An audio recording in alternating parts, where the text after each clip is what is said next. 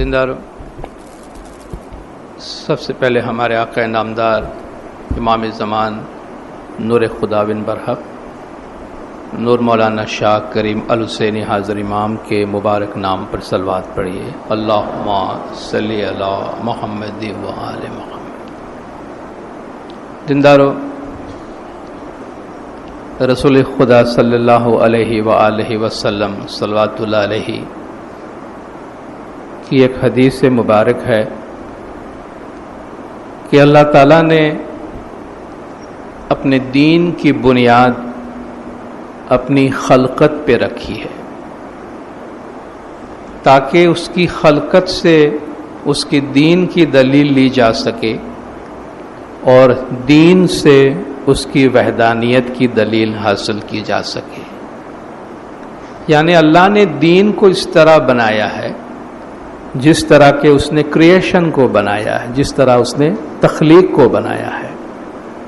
اس لیے اسلام کے بارے میں کہتے ہیں کہ اسلام ایک نیچرل ریلیجن ہے، اسلام ایک فطری دین ہے، یعنی جو قوانین فطرت میں پائے جاتے ہیں وہی قوانین دین میں پائے جاتے ہیں۔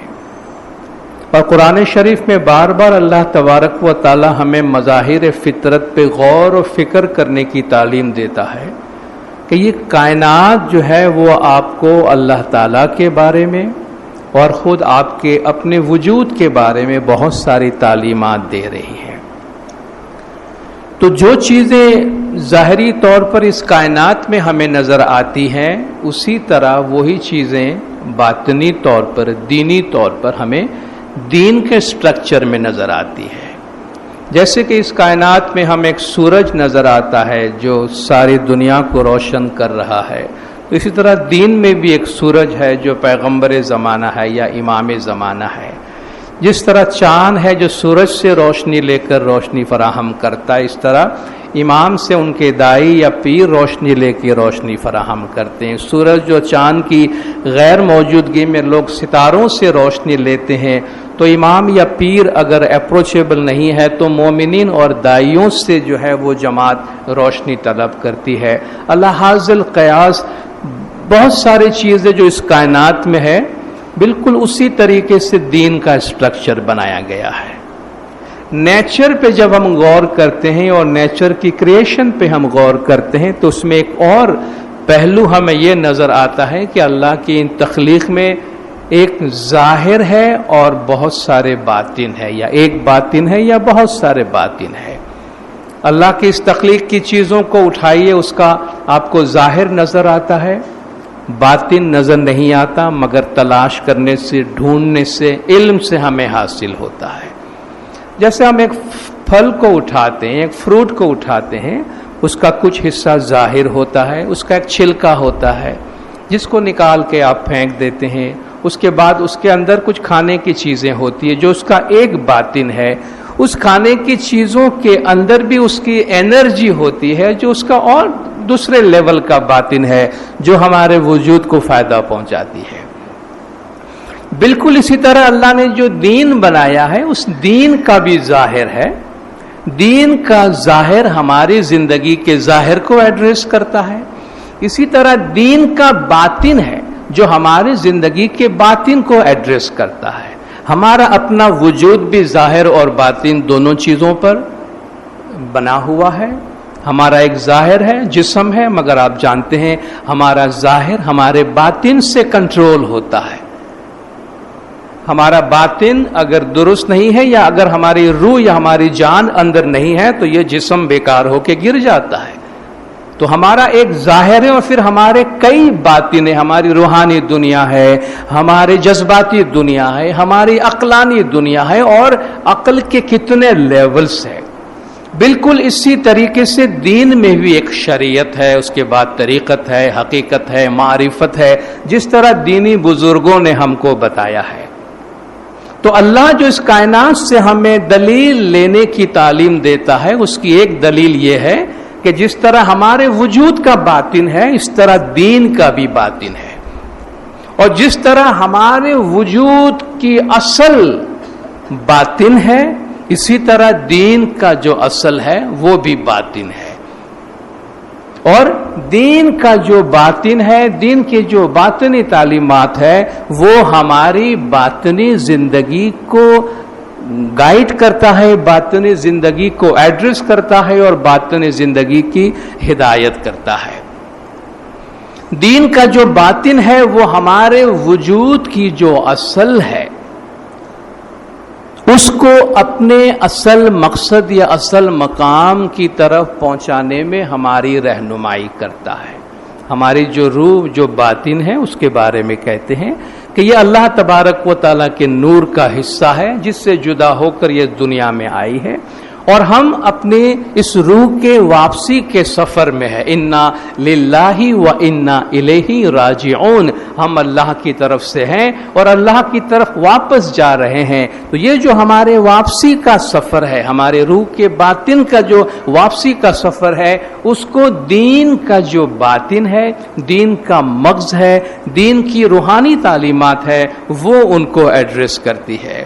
رسول خدا صلی اللہ علیہ وآلہ وسلم کہ جن کی زندگی پورے عالم اسلام کے لیے ایک بہترین نمونہ ہے، دنیا بھر کے تمام مسلمانوں کے لیے جو اعمال کی بنیاد ہے وہ حضور اکرم کا لایا ہوا اللہ کا کلام ہے، اور آپ نے اپنی زندگی میں جس طرح اس پہ عمل کیا اس میں سے دلائل لیتے ہیں، اور حضور کی زندگی اور آپ کی تعلیمات بھی اگر ہم دیکھیں تو اس میں بھی ہمیں ظاہر نظر آتا ہے، اس میں بھی ہمیں باطن نظر آتا ہے۔ آپ کی وہ پریکٹسز جو سب کو معلوم ہے اور آپ کی وہ پریکٹسز جو سب کو نہیں معلوم، اللہ فرماتا ہے مجھے معلوم ہے تو کچھ اور بھی کرتا ہے جو سارے لوگوں کو نہیں معلوم۔ آپ کی شریعت کی بہت ساری چیزوں پر تو زور دیتے ہیں، مگر آپ جو ہفتوں اپنے لوگوں سے اور سوسائٹی سے الگ تھلگ ہو کر غار حرا میں جا کر میڈیٹیشن میں بیٹھتے تھے، کتنے لوگ اس کی پیروی کرتے ہیں اور کتنے لوگ اس کو اہمیت دیتے ہیں۔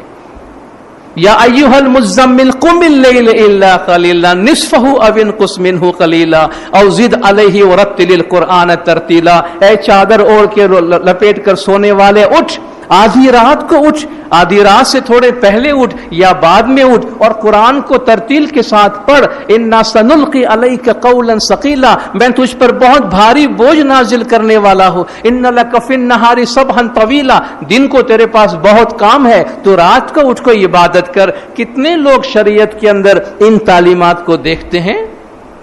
بہت کم لوگوں کو وہ نظر آتا ہے۔ تو حضور اکرم بھی اپنی زندگی میں باطنی پریکٹس کیا کرتے تھے، بہت زیادہ باطنی پریکٹس کرتے تھے۔ آپ اور آپ کے ساتھ ایک چھوٹا سا گروپ تھا۔ سورہ مزمل میں اللہ تعالیٰ فرماتا ہے کہ ان ربک یعلم انک تقوم ادنی من ثلثی اللیل وطائفۃ من الذین معک، آپ کا رب جانتا ہے کہ آپ آدھی رات کو اٹھتے ہیں،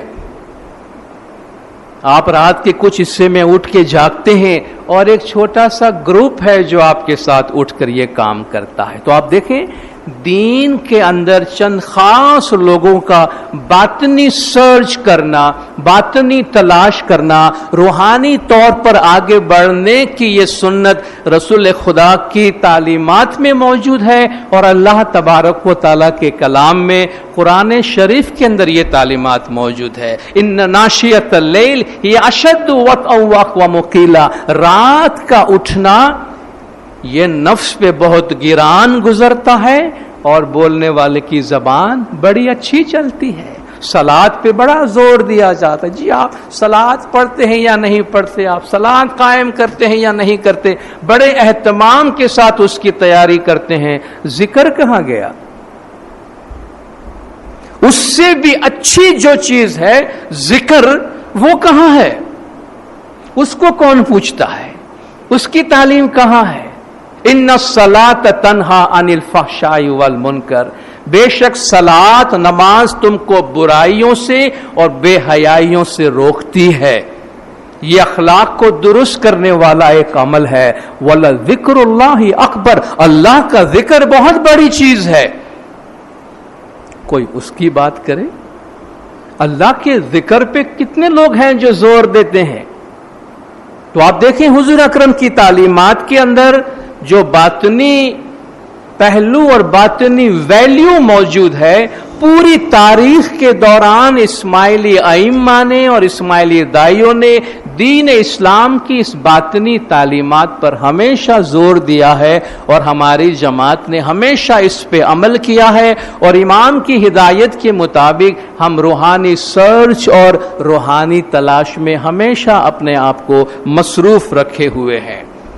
آج دنیا میں جتنے بھی صوفی مسالک ہیں، جتنے بھی صوفی سکولز ہیں، آپ جانتے ہیں بہت سارے مسٹکس ہیں، صوفیز ہیں دین اسلام میں جو روحانیت کی تلاش میں ہیں۔ آپ ان کی تاریخ پڑھیں، ان کی تاریخ پڑھیں، سوائے ایک صوفی اسکول کے باقی سارے اسکولز جو ہیں وہ اپنا رابطہ امیر المومنین مشکل کشا مولا مرتضی علی صلوات اللہ علیہ کے ساتھ کرتے ہیں۔ سب اپنی روحانی ریلیشن شپ جو ہے وہ کہتے ہیں ہم مولا علی کی تعلیمات پہ عمل کر رہے ہیں۔ اس سے پہلے میں نے یہ کتاب آپ کو ریفر کی ہے، رضا شاہ کاظمی کی کتاب جسٹس اینڈ ریمبرنس، جو طریقہ بورڈ پاکستان نے بھی ریپروڈیوس کیا ہے، IIS کی یہ پبلیکیشن جسٹس اینڈ ریمبرنس، اس کے ریمبرنس کا چیپٹر پڑھیں اور دیکھیں دین اسلام میں جو اس کتاب کے ہیڈنگ میں اس کا نام ہے دا اسپرچولیٹی آف مولا علی۔ مولا علی علیہ الصلوۃ والسلام کی جو روحانیت دین اسلام میں ہے اس نے عالم اسلام کو کتنا متاثر کیا ہے، اور باطنیت کی اور روحانیت کی کوئی بھی تعلیم مولا علی علیہ الصلوۃ والسلام کی ذات سے الگ نہیں ہے اور ان سے جدا نہیں ہے۔ تو ہم نے ہمیشہ ان تعلیمات پر عمل کیا ہے، اور موجودہ کانٹیکسٹ میں آج کے حالات میں ایک باقاعدہ ہمارے ہاں جو روحانی ترقی کا ایک راستہ زمانے کے امام کی طرف سے ہمیں انڈین اسماعیلیز کے کانٹیکس میں جو دیا گیا ہے وہ ہمارے بیت الخیال کی پریکٹس ہے۔ بیت الخیال کا لفظی معنی ہے خیال کا گھر، اسے کار بزرگ بھی کہتے ہیں، فرمان میں اس کو کار بزرگ یعنی بڑا کام یا موٹو کام یا بڑے کام کی مجلس جسے ہم کہتے ہیں، اس کام کو ہمیشہ عظمت دی گئی ہے اور اس کام کو ہمیشہ بڑائی دی گئی ہے، جو فارملی زمانے کے امام کی ہدایت سے اور زمانے کے امام کے گائیڈنس میں مرید روحانی طور پر آگے بڑھنے کی کوشش کرتا ہے۔ اور بیت الخیال کا جو خاص اہم پہلو ہے وہ یہ ہے کہ اس میں مرید زمانے کے امام کو اپروچ کرتا ہے، امام سے گزارش کرتا ہے کہ یا مولا میں روحانیت میں آگے بڑھنا چاہتا ہوں۔ امام ان سے جو پوچھتے ہیں اس میں وہ حامی بھرتے ہیں کہ ہاں وہ اپنی مرضی سے روحانیت کے راستے میں آئے ہیں، کسی نے ان کو مجبور نہیں کیا ہے، اور وہ قول بھی دیتے ہیں کہ جو وقت ان کو دیا جا رہا ہے اس کے مطابق وہ پریکٹس کریں گے۔ تو امام زمان ان کو ایک نام عطا کرتے ہیں، ایک اسم عطا کرتے ہیں، ایک بول عطا کرتے ہیں جس میں محنت کر کے مرید آگے بڑھتا ہے۔ ٹریڈیشنلی ہمارے پاس یہ سلسلہ رہا ہے کہ کچھ سال جب مومن محنت کرتا رہتا ہے، اگر امام راضی ہوتے، امام کی مرضی ہوتی ہے تو امام ان کو پروموشن دیتے ہیں، دوسرے ملاقات میں آ کر مولا انہیں ایک اور بول دیتے ہیں، تیسری ملاقات میں ایک اور بول دیتے ہیں۔ ماضی میں یہ ہمارے ٹریڈیشن میں ہوتا رہا ہے، آج کل چونکہ مولا کی وزٹ کم ہو چکی ہے اس لیے یہ سلسلہ پہلے کے مقابلے میں کافی کم ہو رہا ہے۔ اس کا مطلب یہ ہرگز نہیں ہے کہ اگر ہم نے امام سے اسم یا بیت الخیال کے بول کی بخشش نہیں لی ہے تو ہم بندگی نہیں کر سکتے ہیں، یا بندگی کرنے کی ہمیں ضرورت نہیں ہے، یا بندگی ہمیں معاف ہے۔ ہماری شام کی دعا، ہماری دسون یہ مذہب کی لوازمات ہے، مگر اس سے زیادہ جو روحانیت میں اپنے آپ کو سمجھنے میں، باطنیت میں اللہ کی اتنی بڑی کائنات کا جو باطنی پہلو ہے، اپنے وجود کا جو باطن ہے اس کو سمجھنا چاہتا ہے، اور مختصراً خدا کے نور سے قریب تر آنا چاہتا ہے، تو اس کے لیے بیت الخیال کی عبادت یا میڈیٹیشن یا خصوصی ذکر جو ہے وہ ضروری ہے، کیونکہ اللہ نے فرمایا اس کے لیے ذکر لازمی ہے. لیکن اگر ہمارے پاس بول نہیں ہے, ہم نے نہیں لیا ہے, اس کا مطلب یہ نہیں کہ ہم صبح نہیں اٹھ سکتے ہیں, اس کا مطلب یہ نہیں کہ ہم بندگی نہیں کر سکتے ہیں. ہم عبادت میں ابھی بھی اٹھ سکتے ہیں, اور ہمیں کوشش کرنی چاہیے کہ ہم اٹھیں, آ کر بیٹھیں. اپنے طور پہ آپ کوئی بھی نام جو امام نے اپنے فرامین میں ہمیں دیے ہیں, کوئی بھی نام لے لیجئے. یہ جو عبادت بیت الخیال کی ہے وہ نام کی عبادت ہے. اللہ کا کوئی نام, اللہ, رحمان, رحیم, صمد, مالک, قدوس, سلام, مؤمن, مہیمن, عزیز, جبار, متکبر, اللہ کے بہت سے نام ہیں. بہت سے ہم اپنے دعاؤں میں پڑھتے ہیں, امام نے بہت سے اپنے فرامین میں ہمیں دیے ہیں. کوئی بھی ایک نام اٹھائیے, اپنے لیے اس نام کا انتخاب کرے اور اس نام کا ذکر کرے. اس نام کا ذکر زبان سے نہیں, دل سے. وَاذْكُرْ رَبَّكَ, اللہ اپنے رب کا ذکر کر, فی نفسک, اپنے دل میں, تضرعا وخیفتا, عاجزی اور گریاوزاری کے ساتھ اور ڈرتے ہوئے, دون الجہر من القول, منہ کھولے بغیر, آواز نکالے بغیر, زبان کا استعمال کیے بغیر, بالغدو والآصال, صبح و شام, ولا تکن من الغافلین, اور غافلوں میں سے مت ہو جانا. یعنی جو ذکر نہیں کرتا ہے وہ غافل, اللہ کے نزدیک ذکر نہ کرنے والا غافل. جو اللہ کو یاد نہیں کرتا, اپنی اصل کو یاد نہیں کرتا, وہ غافل ہے. تو ہم اپنے طور پہ بیت الخیال میں اگر ہمارے پاس بول نہیں, آپ کوئی بھی نام, کوئی بھی ذکر لے کر اس ذکر پہ کانسنٹریٹ کریں, اس نام پہ کانسنٹریٹ کریں, اور وہ نام ہماری رہنمائی کرے گا.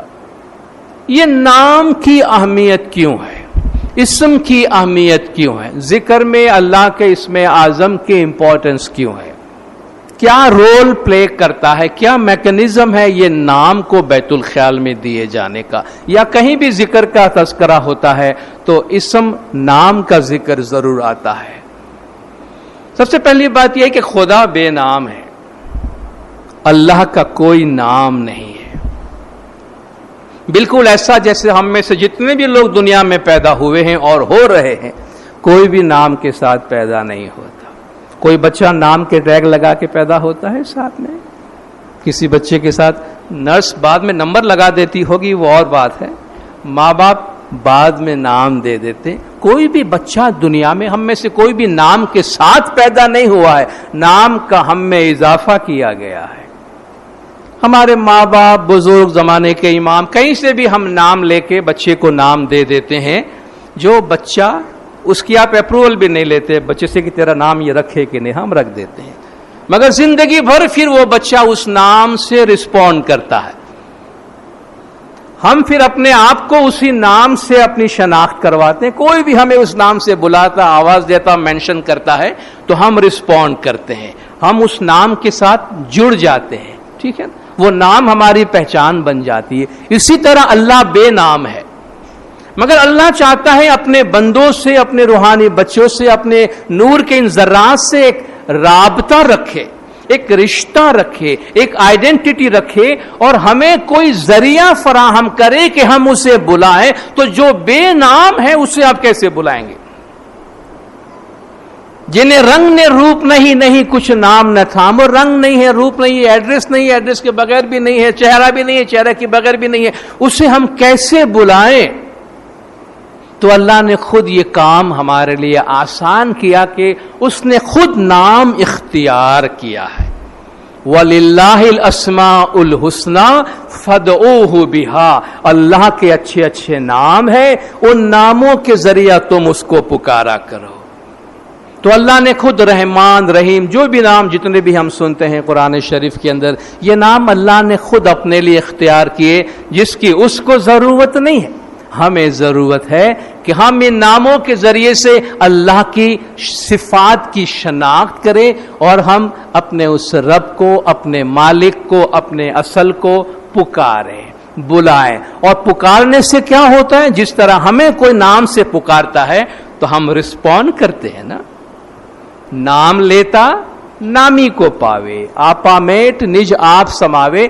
آپ کو دراصل نام سے مطلب نہیں ہوتا ہے, مطلب ہمیں نامی سے ہے. آج اگر کسی کا آپ نے کوئی نام رکھا ہے، صدر الدین اگر نام رکھا ہے، تو آپ کو اس نام سے مطلب نہیں ہے، آپ کو اس شخص سے مطلب ہے. اگر وہ اپنا نام چینج کر کے بدر الدین کر دے تب بھی آپ اس نام سے بلا کر آپ کو اس شخص سے مطلب ہے. تو گویا جو آپ نام لیتے ہیں وہ نام اصل نہیں ہے، نام کے پیچھے جو نامی ہے وہ اصل. تو نام لیتا نامی کو پاوے، نام سے نیم سے نیمڈ، جس کو نام دیا گیا ہے. اسم سے ہم مسمى تک پہنچتے ہیں. اسم محض ایک مینس ہے، اسم ایک ذریعہ ہے. کنانوں میں بھی ہمیں کہا گیا ہے کہ الکھ اگوچر اپرم پارا تینے سو نام بڑھایا. وہ الکھ ہے، ناقابل فہم ہے، جس کو لکھا نہیں جا سکتا، سمجھا نہیں جا سکتا. اگوچر ہے، جس کو پوائنٹ آؤٹ نہیں کیا جا سکتا، آئیڈینٹیفائی نہیں کی جا سکتی، جگہ نہیں بتائی جا سکتی. اپرم پر ہے، ہر جگہ موجود ہے، جو بے لا انتہا ہے، لا محدود ہے. یہ تو سب ٹھیک ہے. اس نے اپنے 100 نام بڑھائے، اس نے ہنڈریڈز آف نام اپنے رکھ لیے ہیں تاکہ اس نام کے ذریعے سے اس سے بلایا جا سکے، اس سے پکارا جا سکے. تو جو اللہ کے ذکر میں، اللہ کے نام میں زندگی گزارتا ہے وہ دراصل اللہ میں زندگی گزار رہا ہوتا ہے. جب ہم تسبیح میں زندگی گزار رہے ہوتے ہیں، ذکر میں زندگی گزار رہے ہوتے ہیں، تو ہم اللہ میں ہی زندگی گزار رہے ہوتے ہیں. تو یہ اللہ کے نام تبارک اسم ربک ذی الجلال والاکرام، تیرے پروردگار کا نام بڑا بابرکت ہے. تو یہ بابرکت نام کے ذکر سے یہ نام ہماری رہنمائی کرتا ہے. یہ نام روشنی کی طرف، ہماری اصل کی طرف، ہماری بنیاد کی طرف ہمیں ہماری رہنمائی کرتا ہے اور ہمیں لے کر جاتا ہے. صبح کے ٹائم کی اہمیت کیوں؟ بھئی آپ بنگی کی بات کرتے ہیں، بیت الخیال کی بات کرتے ہیں، مگر یہ ٹائم یوزر فرینڈلی نہیں ہے. ہم یوزر فرینڈلی کی بات کرتے ہیں اور ہماری مرضی کا ٹائم دو نا.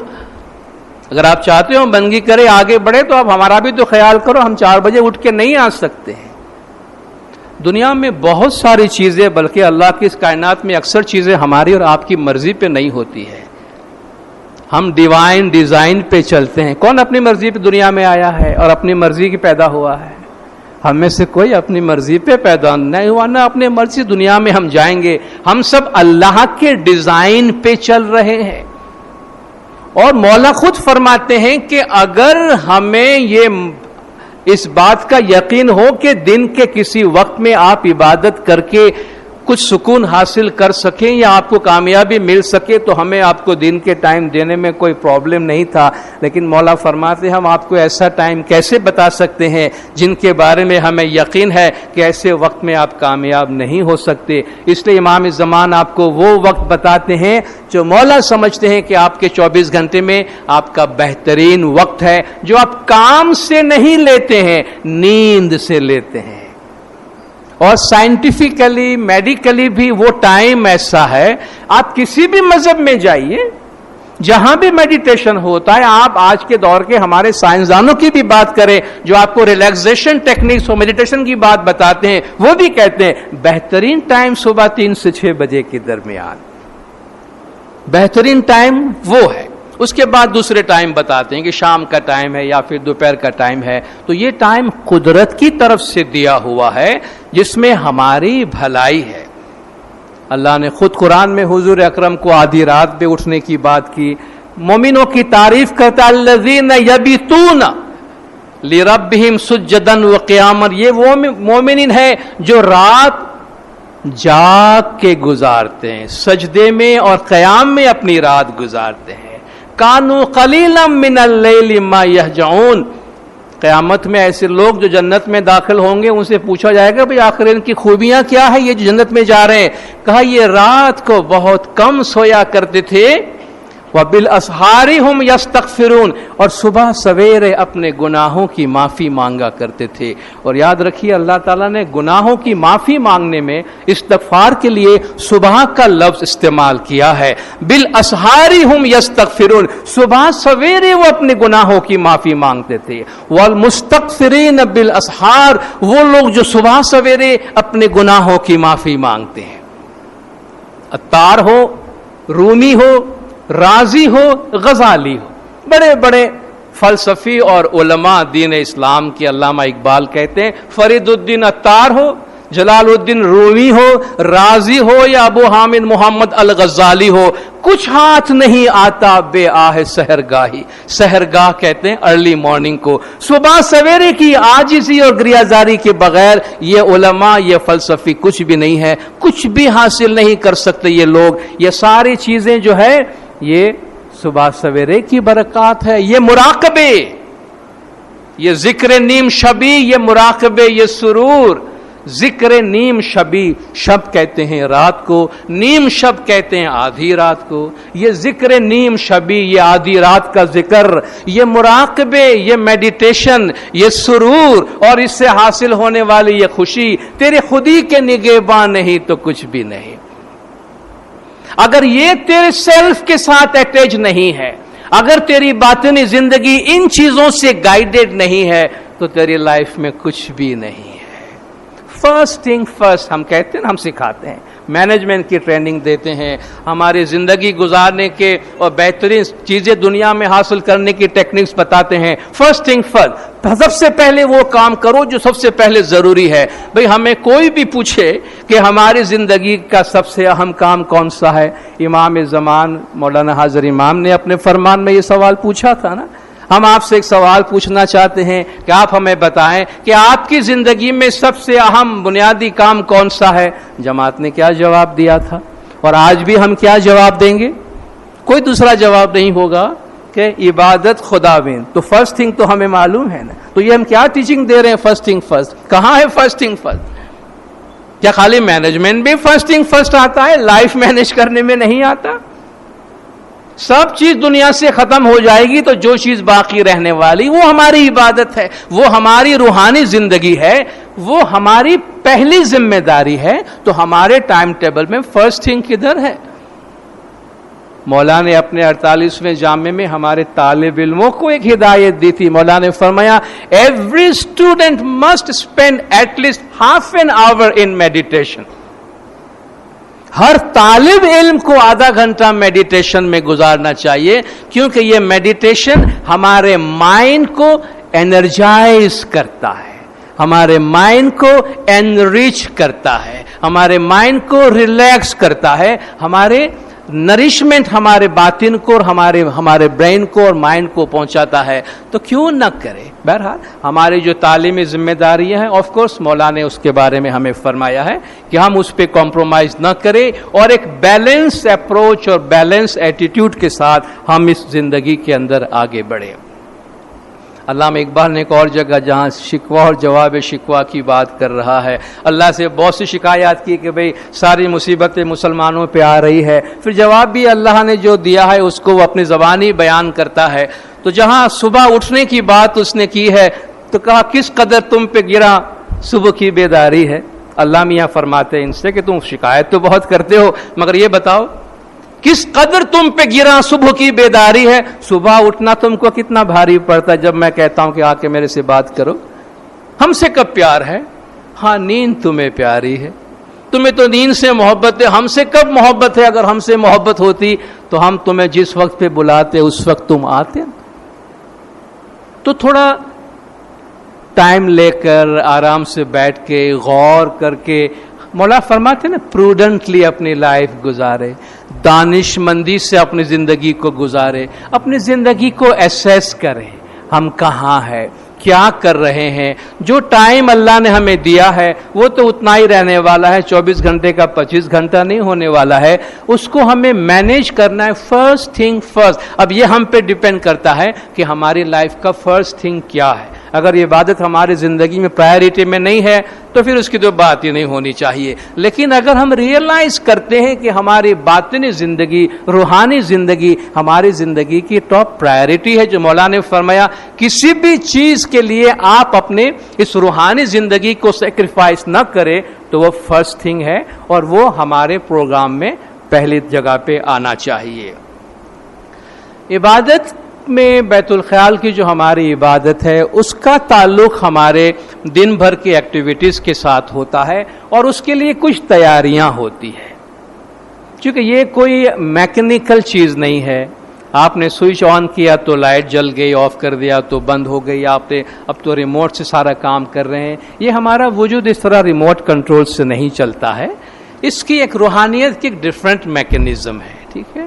اور وہ یہ ہے کہ اگر ہم روحانی زندگی گزارنا چاہتے ہیں تو یہ ہماری ایک لائف سٹائل ہے.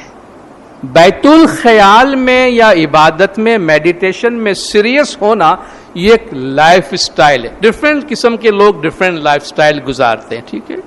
ہر لوگوں بھائی کچھ لوگوں کی زندگی میں ہمارا PR بہت امپورٹنٹ ہے, لوگوں کے ساتھ تعلقات برقرار رکھنا امپورٹنٹ ہے, فائن, ان کی لائف سٹائل میں وہ پرائرٹی ہے. کچھ لوگ بھائی بزنس کانٹیکٹس میں ہمیشہ مینٹین کر کے رکھنا ہے, ان کی لائف سٹائل ڈفرنٹ ہے. کچھ لوگ بہت زیادہ سوشل ہے, بھائی سوشل لائف ہمیں زیادہ گزارنی چاہیے, ان کی ایک لائف سٹائل ہے. بہت سے لوگ بہت انٹروسپیکٹ ہے, جو اپنی تنہائی میں اپنے سیلف پوزیسڈ طریقے میں بھائی کسی سے بات نہیں, اپنے میں رہو, یہ ان کی لائف سٹائل ہے. ہر ایک کی اپنے لائف سٹائل ہے. تو بیت الخیال یا بندگی اور روحانیت کی زندگی گزارنے والوں کا اپنا ایک لائف سٹائل ہے, اور وہ یہ ہے کہ ان کی زندگی میں ان کی جو باطنی زندگی کی ویلیوز ہے وہ پرائرٹی پہ ہوتی ہے, اور اس کے لیے وہ کسی اور چیز کے ساتھ کمپرومائز نہیں کرتے. ہم نے ایسے لوگوں کو دیکھا, بڑے بزنس مین ہیں ماشاءاللہ, دنیا بھر میں بزنس پھیلے ہوئے ہیں, ارب پتی کروڑ پتی وہ لوگ ہیں, مگر ان کی لائف سٹائل ہے کہ 9 بجے سو جاتے, 9 بجے سو جاتے, 9 بجے کے بعد فون کرے تو وہ نہیں ملتے ہیں آپ کو. وہ صبح 3 بجے جماعت خانے میں جاتے ہیں. تو ان کا انڈسٹریلسٹ ہونا, پیسے والا ہونا, بہت سارے چین آف سٹورز کا مالک ہونا ان کو ان چیزوں سے نہیں روکتا. رجال لا تلہیہم تجارت ولا بیع عن ذکر اللہ, وہ لوگ جن کو ان کی تجارت اور خرید و فروخت اللہ کے ذکر سے نہیں روکتی ہے. دوسرے ہم میں سے بہت ہم لوگ ایسے ہیں بھائی کوئی کام کاج نہیں ہے, مگر رات کو 2 بجے سے پہلے نہیں سو پاتے ہیں, بہت بزی ہیں. فائن, یہ ہماری لائف سٹائل ہے. تو یہ ہمیں خود ڈیسائیڈ کرنا ہے کہ ہم اپنی زندگی میں ہماری روحانی زندگی کو کون سی جگہ دیتے ہیں. اپنی زندگی کو ماڈریٹ رکھیں, اعتدال پہ رکھیں. کھانا پینا, انٹرٹینمنٹ, گھومنا پھرنا, بولنا چالنا, وہ ایک اعتدال ماڈریشن کے ساتھ ہونی چاہیے. بہت زیادہ مادی زندگی سے پرہیز کریں.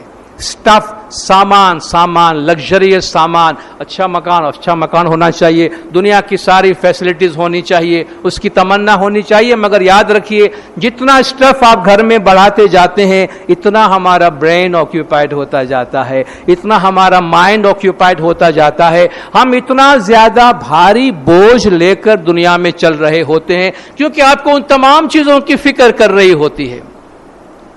اس لیے سمپلیفائی.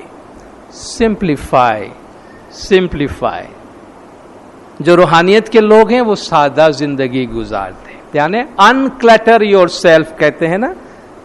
کلٹر آپ سمجھتے ہیں, کباڑ خانہ جو ہمارے ڈراور میں ہوتا ہے, ہمارے گوڈاؤن میں ہوتا ہے, ہمارے کچن میں ہوتا ہے, ہمارے کلوسٹ میں ہوتا ہے. کلٹر جو ہے وہ ہمارے برین کو, ہمارے دماغ کو بہت پریشان کرتا ہے کہ دنیا بھر کی چیزیں ہم جمع کرتے, کہتے ہیں آپ ان میں سے جو ریکوائرڈ چیزیں ہیں وہ رکھیے اپنے پاس, باقی کم کیجئے. جو آپ استعمال نہیں کر رہے ہیں, استعمال نہیں ہوگا, نکال دیجئے اپنے گھر سے. ہلکا پھلکا ہو جائیے. بھئی 2 نئے کپڑے جوڑے کے لیے تو پرانے 2 نکال دیجئے, اس کو اسٹور مت کرتے جائیے کہ اب جگہ نہ رہے, کوئی اور پہن لے گا اس کو. جسٹ ایک مثال آپ کو دیتا ہوں, کلٹر نہ کرے. جتنا زیادہ میٹیریل چیزیں جمع کریں گے اتنا زیادہ ہم آکیوپائڈ رہیں گے ان چیزوں میں, وہ بوجھ بن جائے گا اور بھاری بوجھ اٹھا کر چلنا مشکل ہوتا ہے. لائٹ کر دیں اپنے آپ کو, آپ خود محسوس کریں گے کہ بھئی آفٹر آل یہ چیزیں جمع کر رہے ہیں مگر ایک دن یہ سب چیزیں رہ جانے والی, پیچھے والے لڑیں گے اس کے اوپر, بھئی میرا کیا ہوگا, میں تو آگے نکل جاؤں ان چیزوں کو پیچھے چھوڑ کر. تو چیزیں اتنی ہو جتنی ہماری لائف میں ہمیں ضروری ہے. دن کو بھی جتنا وقت ہمیں ملتا ہے, مولا نے بھی انکریج کیا ہے, آپ چلتے پھرتے اٹھتے بیٹھتے تسبیح پڑھیں, ذکر کریں, یا اللہ یا محمد یا علی. اپنے اعمال اچھے رکھیں, ایتھیکل لائف گزاریں. دیانتداری اور ایمانداری کی زندگی گزارے. اس سے ہماری روح تیار ہوتی ہے اللہ کے اس نام کے ساتھ اٹیچ ہونے کے ساتھ ہی اس کا اثر لے لیتا ہے. ٹھیک ہے, سوکھی لکڑیاں ہوتی ہے, ماچس مارو تو فوراً آگ لگ جاتی. ٹھیک ہے, گیلی لکڑی ہوتی ہے تو کیا ہوتا ہے, آگ لگاؤ, دھواں نکلتا ہے. اس وقت تک دھواں نکلتا ہے جب تک اس میں ذرا سی بھی رطوبت, موئسچر باقی ہے. جب تک سارا موئسچر نہیں نکلے گا تب تک دھواں نکلتا ہے. اس کا مطلب یہ ہے کہ اگر ہمارے اندر پولوشن ہے, ایڈلٹریشن ہے ہمارے اعمال میں, تو دھواں نکلتا ہے. اعمال اگر اچھے ہیں تو سوکھی لکڑی کی طرح ہم ہیں, ذکر میں بیٹھے, مولا کا نام یاد کیا کہ اٹیچ ہو گئے, وہ ہمیں کنزیوم کر لیتا ہے فوراً. اللہ کا وہ نام, وہ ذکر ہمیں کنزیوم کر لیتا ہے اور ہم فوراً اس کا حصہ بن جاتے ہیں. اور اس میں رزق حلال اور دسون بہت ضروری ہے. ہماری کمائی پاک, صاف ستھری, حق اور حلال کی کمائی ہو, اور امام کا حق دسون مال واجبات اس میں سے نکلا ہوا ہو, تاکہ جو لقمہ ہمارے پیٹ میں جائے وہ لقمان بنائے, وہ آگ پیدا نہ کرے اور وہ ہمارے اندر کی جو فلیم ہے اس کو ڈسٹرب نہ کرے. عبادت کے دوران جب بندگی میں ہم بیٹھتے ہیں, باقاعدگی سے اٹھیں, اپنی ڈسپلن پوری کریں, ریگولرلی اٹھیں. یہ ہر روز کا ہمارا اٹھنا ایک ایک قدم بڑھانا ہے. کہتے ہیں ایک ایک قدم اگر آدمی روز چلے, ایک قدم, تو بھی وہ سینکڑوں میل کا سفر طے کر لیتا ہے.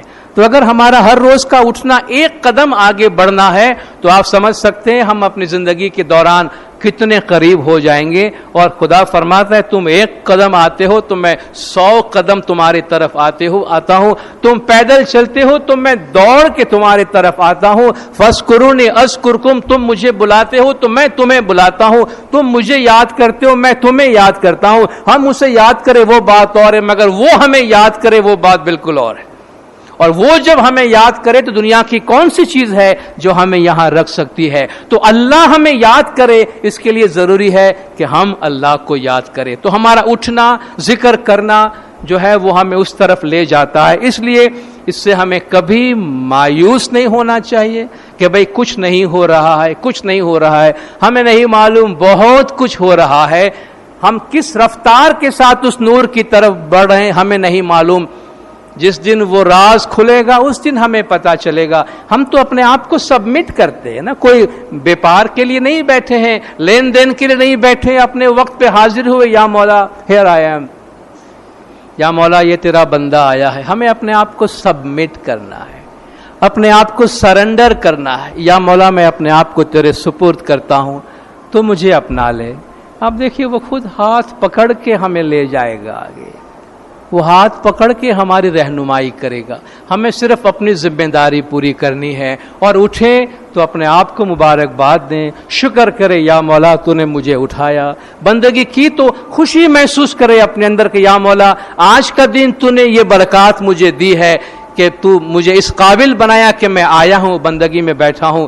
تیری یہ اعانت, تیری یہ مدد ہمیشہ ہمارے ساتھ رکھنا. یہ ڈیلی بیسس پہ مولا کا شکرانہ ادا ہوتے رہنا چاہیے, کیونکہ یہ بہت بڑی مہربانی ہے, بہت بڑی مدد ہے خدا کی اگر ہم صبح اٹھ پاتے ہیں اور جماعت خانے جا پاتے ہیں. لیکن اگر کسی وجہ سے ہم جماعت خانے نہیں جا پاتے ہیں, کوئی بھی ہمارا ریزن ہو جس کے ہم خود ہی فیصلہ کرتے ہیں, ہمیں کسی کو بولنے کی ضرورت نہیں, تو ہم گھر میں عبادت کر سکتے ہیں.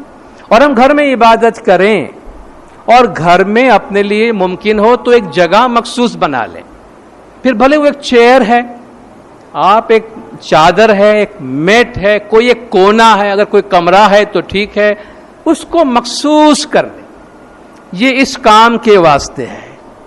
اللہ نے بھی یہ گھر کو مخصوص کیا ہے تو کوئی معنی ہے اس کا. اللہ نے عبادت گاہ مخصوص کیا ہوا ہے.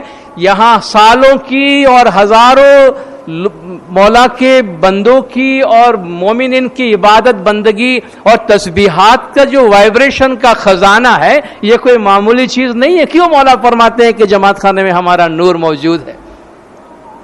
تو جہاں ہم ذکر کرتے ہیں, تسبیح پڑھتے ہیں, وہ جگہ ایک وائبریشن کا ایک ٹریجر پیدا ہو جاتا ہے. ہم جہاں بھی بیٹھ رہے ہیں پھر آپ محسوس کریں گے جب بھی آپ وہاں جاتے ہیں کوئی چیز آپ کو اٹریکٹ کرتی ہے.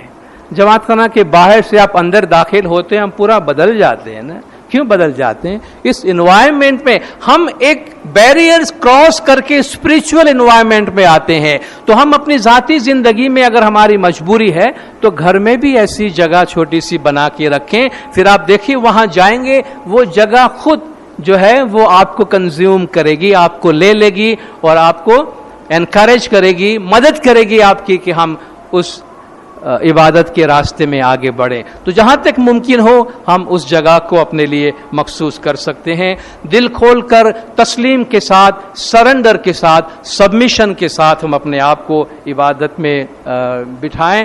اور ناکامی, فیلئر, مولا نے فرمایا ایسی چیزیں ذہن میں نہ لائیں چونکہ آپ کوئی ایگزام میں نہیں بیٹھ رہے ہیں کہ ابھی 5 بجے تک میرا پرچہ حل نہیں ہوا تو وہ مجھے فیل کر دے گا مولا. دیر از نتھنگ لائک امپروپرائٹی. اتنا اچھا کام کرنے کے لیے بندگی میں آ کے بیٹھے ہیں تو وہاں خوف کی کیا بات ہے, ناکامی, فیلئر کی کیا بات ہے؟ دیر از نتھنگ لائک فیلئر. یہاں صرف اچھائی اچھائی اچھائی اور اچھائی ہے, اس کے علاوہ اور کچھ بھی نہیں ہے. اس لیے خوشی کے ساتھ, سبمیشن کے ساتھ اور پوری امید کے ساتھ اس عبادت میں آ کے بیٹھیں. اپنی عبادت کی پریکٹس, اپنی باطنیت, اپنی انڈرسٹینڈنگ کے بارے میں لوگوں سے بات نہ کرے. باتیں ظاہری ہے, زبان کھول دی تو سب چیز کھل جاتا ہے.